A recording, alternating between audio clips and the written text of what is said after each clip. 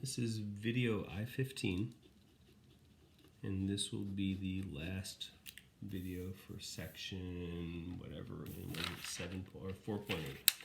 4.8. Okay, so this is simply for now a definition. We're going to define an indefinite integral.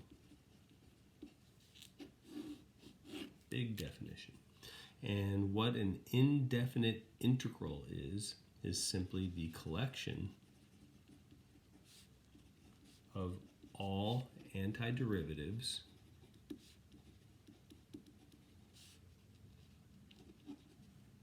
of f,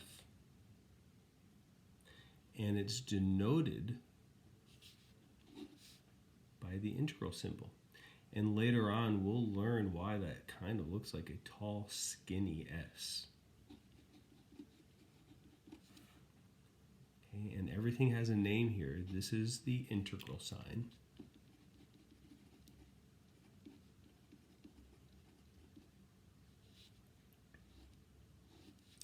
This function in here is what we'll call the integrand. And this is the variable of integration. It tells you by which variable you're anti-deriving here, or integrating. I kind of cheated there. And you'll recognize that as a differential. We've spoken about those before. dx is a differential. So big definition. We're now entering integral calculus. And so if I give you a problem, I think this is number 6, like this.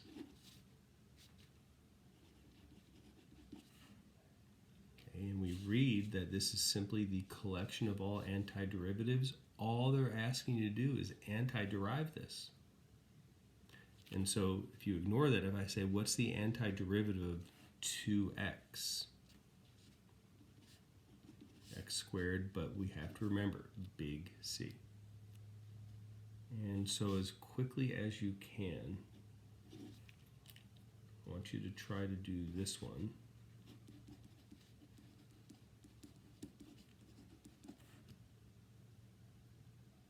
I'm going to pause it, or you pause it, I'm sorry. Try it and then come back. All right, so maybe we should learn that we're applying the properties. I'm going to antiderive term by term or integrate term by term. When I do this, I have to indicate the variable of integration with every single integral symbol.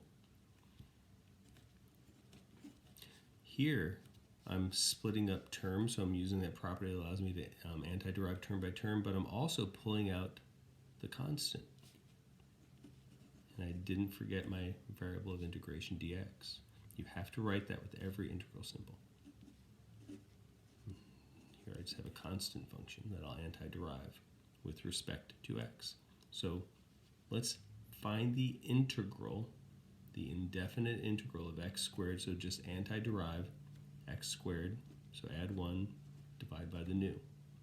We don't have to write a plus big C with each of these because a random constant plus a random constant is a random constant, so we'll just write 1 in the end. Okay, here I would add 1, divide by the new, and so I get x squared over 2, but I have the 2 here, so minus x squared. Here, what could I derive to get 5? 5x. And here I have to remember my big C. Okay, so what I want you to do, this is the end of this section, so try review problems 24 through 41. I'm going to check really quickly. I don't know if this is the end of the entire, this is the end of the entire chapter. Okay, and so why don't you take, well, let's say take today and tomorrow as work days and try to finish up the review. So I'll post on the calendar that we're not going to have a video for tomorrow. Good luck.